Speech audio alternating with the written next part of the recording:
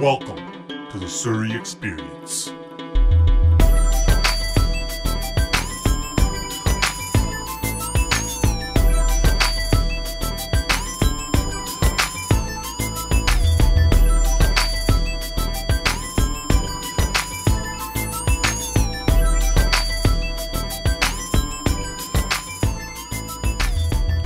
And we're back. Welcome to the Surrey Experience podcast, the end of the summer edition.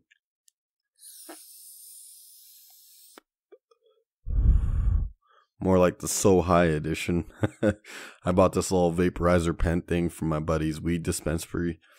And I gotta tell you, man, this might be like the greatest purchase of my life. I've always been like a joint guy, but this thing is fucking amazing.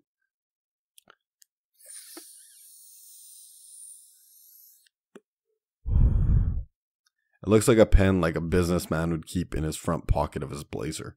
It's so fucking slicked up, dude. I wish you guys could see it. Like if Conor McGregor was a stoner, this is the kind of vape pen he would buy.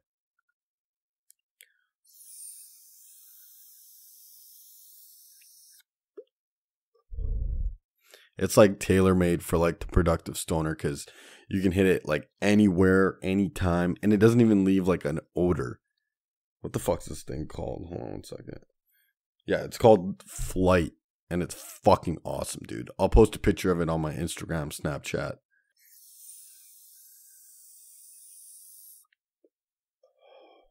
How many hits was that? I was only supposed to take 3. I count my hits like a fat chick counts her calories. Ah, whatever. Fuck it. I'm gonna do one more.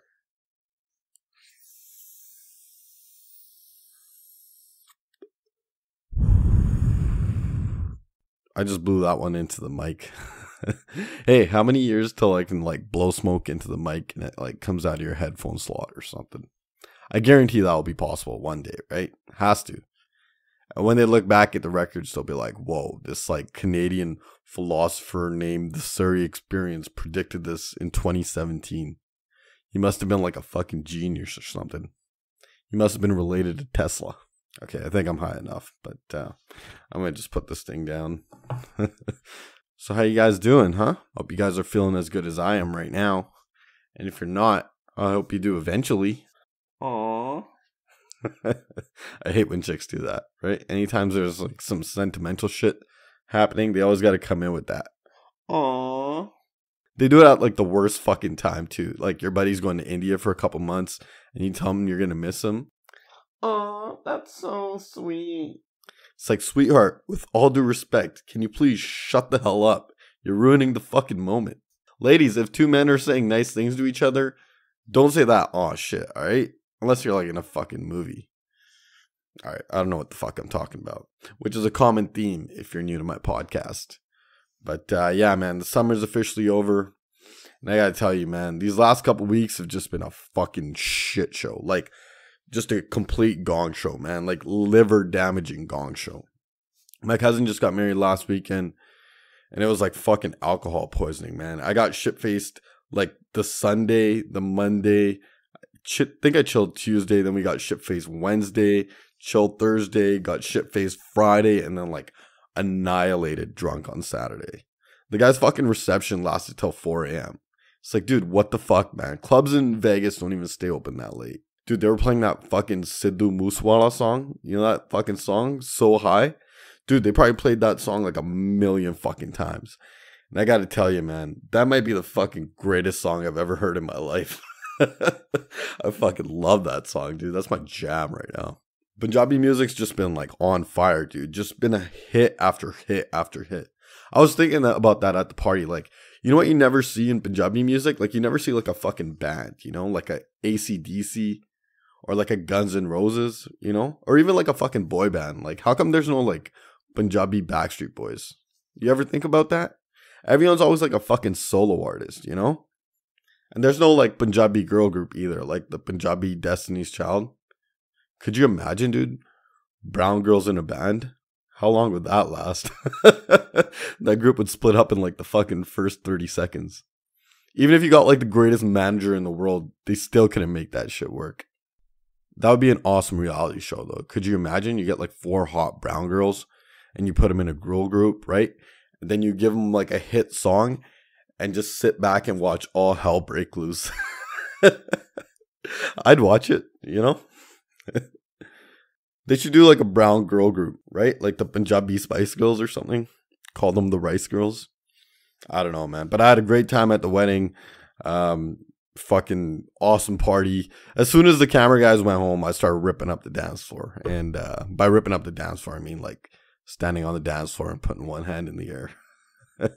I'm like the fucking worst dancer ever, dude. You know how I dance at receptions, right? I wait for all the fucking camera guys and old people to leave. Then I grab a drink and I go on the dance floor and like, I basically like just drink my drink while other people dance around me.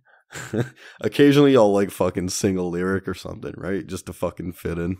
But yeah, man, I'm fucking so happy these weddings are finished, man. My body's done, man. I'm fucking done with drinking.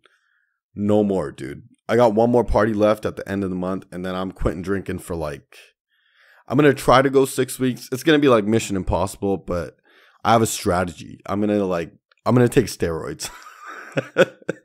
My buddy was like the biggest alcoholic ever, right? And then he fucking juiced it, and now he like completely quit drinking, like cold turkey.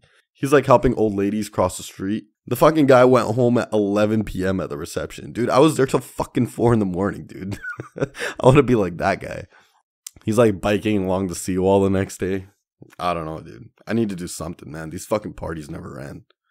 Oh, and then on Tuesday, my best friend in the whole world, like my fucking best friend since I was like 12 years old, had a baby boy. And I don't know, man. It was a fucking trip, dude. I posted a picture on my Instagram, Snapchat thing, whatever the fuck you call it, right?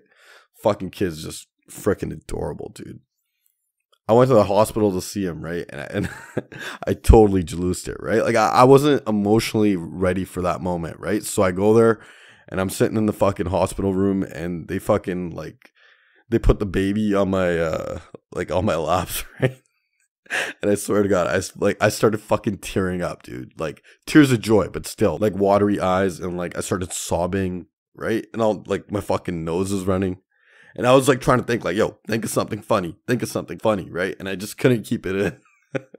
I had to like give the baby back to the mother and like excuse myself.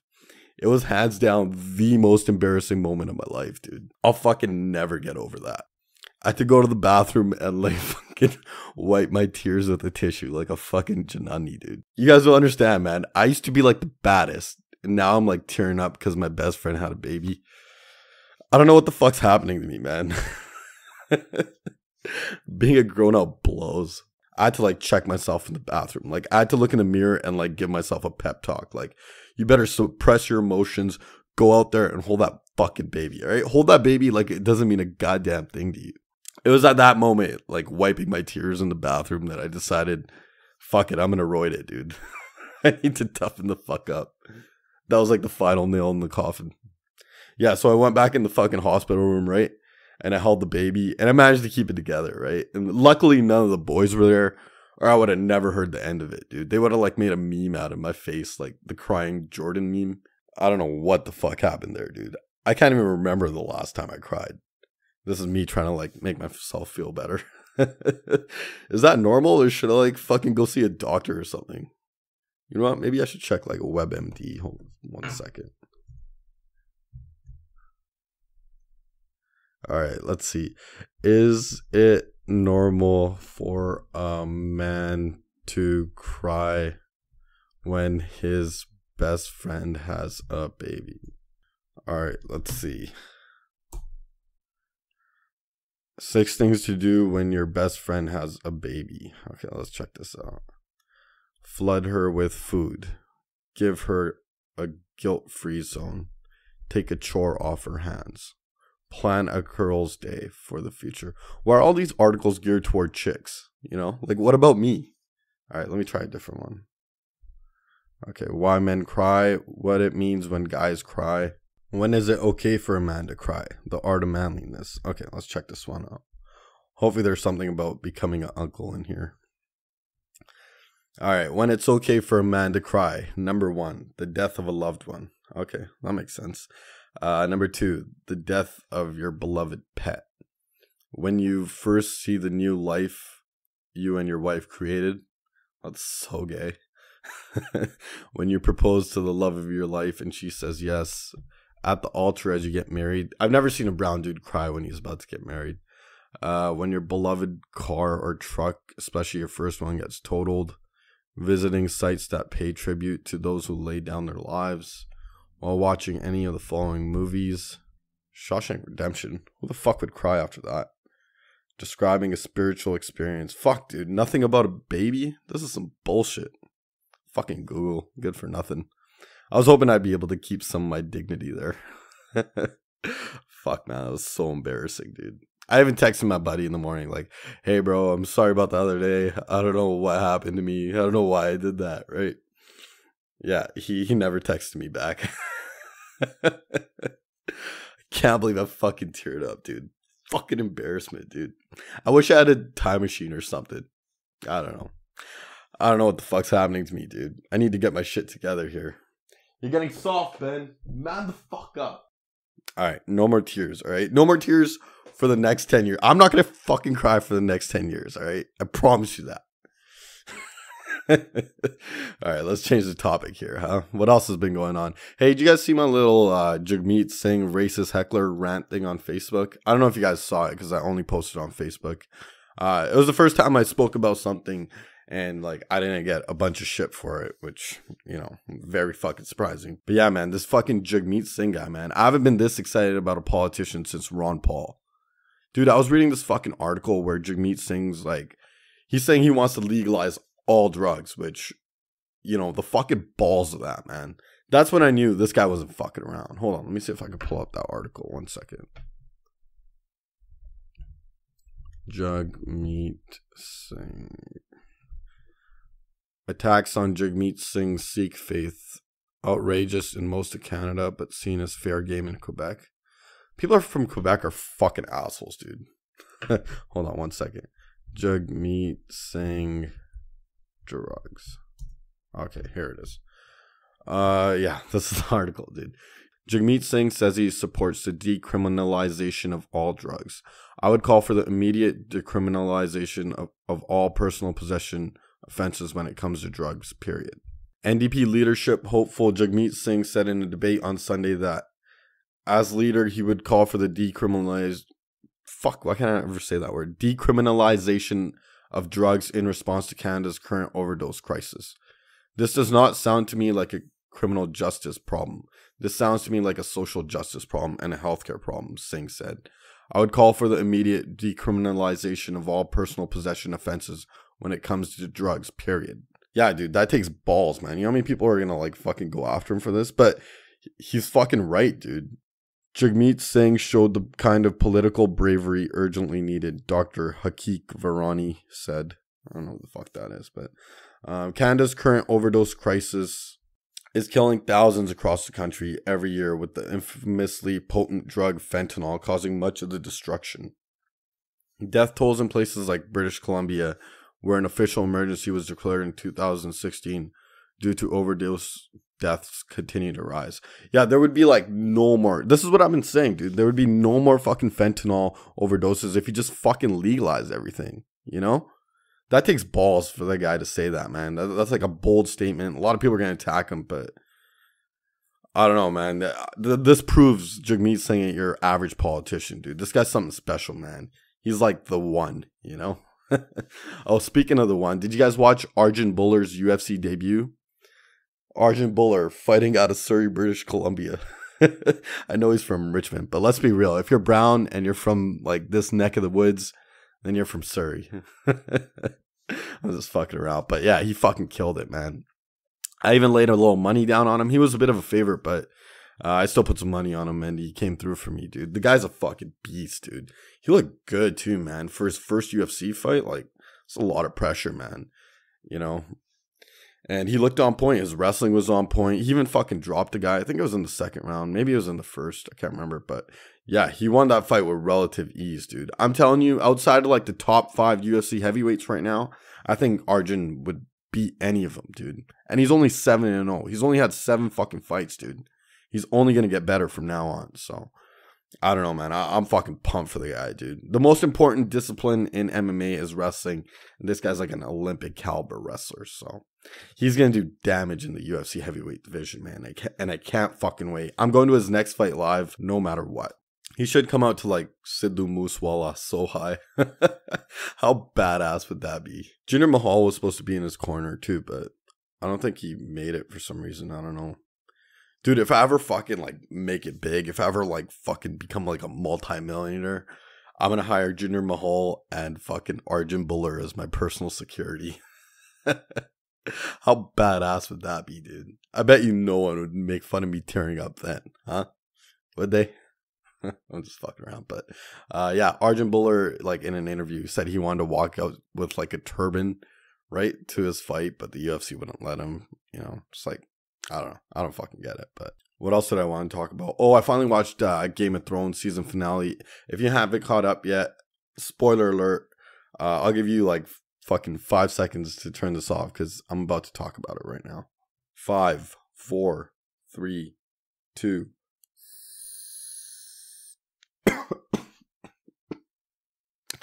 Shit. I was trying to be slick about it. Sorry. I fucking love this thing, dude. Yes, I just kissed my vaporizer. Go ahead. Fucking judge me.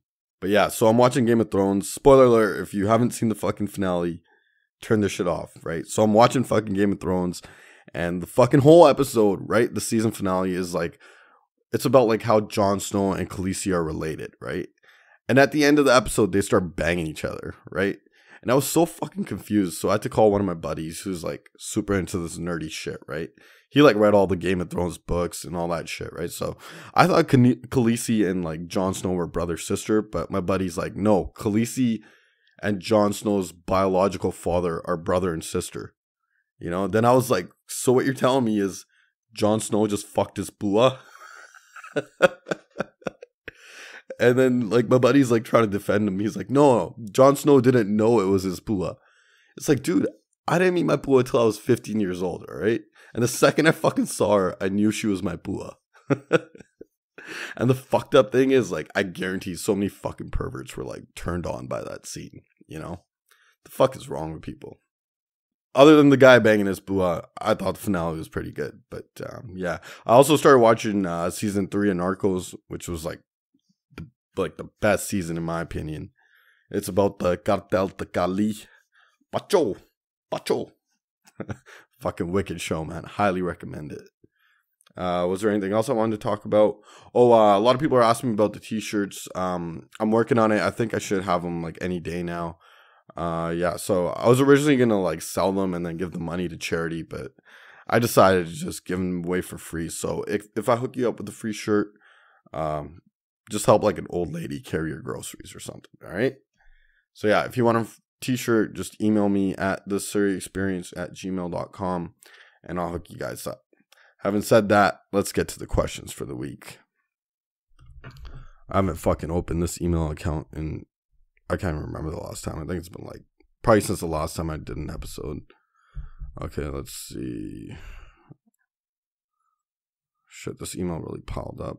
Okay, I'll just pick like a couple randomly. Okay, first one.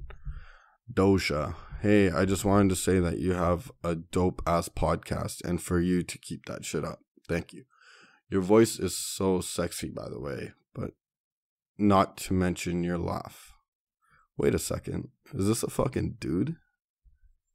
He has a dude's name. That's a fucking... Not that it matters or anything. Okay, whatever. I'll just carry on here. I just wanted to hear some of your life lessons pertaining to relationships and things that make a guy want to commit in your personal experience, or just what you know. I don't know why I named the subject Doja. I guess because you like pot. Thanks. Okay, I think it might be a chick, actually. Never heard a chick with that name before, but anyways. How do you make a guy want to commit? You want to catch the guy at the right time, you know. If a guy's like 20, he's probably not going to commit. But if he's like, you know, late 20s, he's more likely to commit. So, yeah, you want to catch a guy who's, you know, who's got all his like partying out of his system, you know, and then just fucking don't nag the guy, you know. Like instead of being a burden and a liability, like be an asset to the guy, you know. Make his life better. Just don't be a fucking crazy brown girl. That's all you gotta do. Okay, that was kind of mean. Hold on. Let me take another hit and try to answer that question again. You know what you should do if you want to get a guy to commit? You should buy like a vaporizer pen. Because stoner chicks are like way more chill. Especially when it's like that time of the month and they're cramping up, you know? Feminists aren't going to like that one. I'm just fucking around. My advice on relationships, honestly, is you got to like figure your own shit out. Like whatever you want to do in your life or your career, figure that out, right? Once you have that figured out, all the like relationship bullshit will happen on its own, all right? So the email's thesurreyexperience@gmail.com if you want to tell me how big of an asshole I am. All right, let's do another one here. Couple questions. Hey man, I've been watching a lot of your podcasts lately on YouTube and I really enjoy them. You're a funny ass dude, man. But anyways, I just have a few questions and would greatly appreciate if you answered them. So my first question is like, I'm 20 years old now, and since I finished high school, I can't seem to find girls no more. I talked to girls in high school, but never really stayed in touch with any of them after high school. Like, that's the one thing I regret about high school. I wish I would have stayed in touch with girls. Like, I don't really party or go to clubs or none of that. And I never went to university either. I did go to BCIT, but I was in a trades course and there were no girls. Yeah, trades courses are always like a fucking sausage fest. Like, I know I can talk to people and be social if I try, but the question is, what would your approach be to finding girls? Where do I look now? Should I just go to the mall and approach random girls? The library? LOL. The mall? That was how you picked up chicks in like the fucking 80s. And is it hard to find women when you're older? Hell no, dude. Chicks love older dudes. I've also never banged any girls in high school either. Like, I've been paying for... Dude, what the fuck? Why would you write that? This is like a family show. What the fuck is wrong with you? I'm just going to skip that part. I was recently with this one girl, and I was seeing her for 4 to 5 months. And it was serious. We both liked one another, but I never really asked her out, so I kind of fucked up. And she went back with her ex, who she was seeing for 2 years. And now all I want to do is just meet girls and to hang out and do fun stuff with them. Finally got to the bottom of this. I really appreciate you taking the time to read this. Please give a youngin' some advice.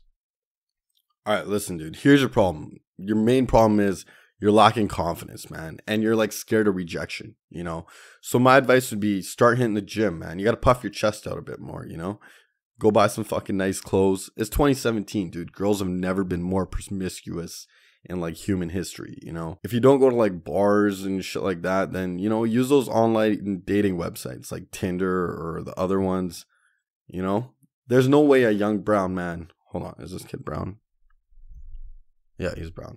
There's no way a young brown man from down here should be having any troubles getting laid. You know what I mean?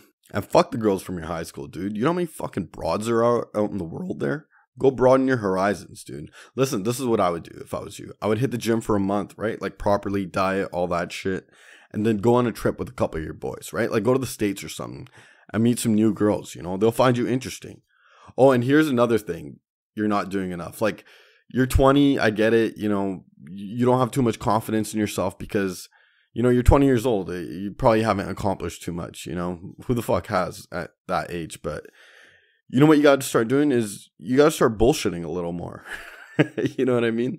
If you meet like some random girl and she asks you what you do for a living, don't tell her you work at a warehouse. Tell her you're like a fucking DJ or something. Right? But then she might fucking start Googling you, right? These fucking broads are on it nowadays. Oh, dude, this is what you should do. Next time you're talking to a chick, right, and she asks you what you do, just tell her you do a podcast called The Surrey Experience. Right? Because no one knows what the fuck I look like, so she can never, like, bust you, you know what I mean? I give you full permission to use this podcast to get laid. Any dude listening to this, if using my podcast can help you get laid, I'm all for it, all right? So hit the gym, start lying a bit more, and you'll be slamming chicks in no time. All right? Let's do, here, I'll do one more.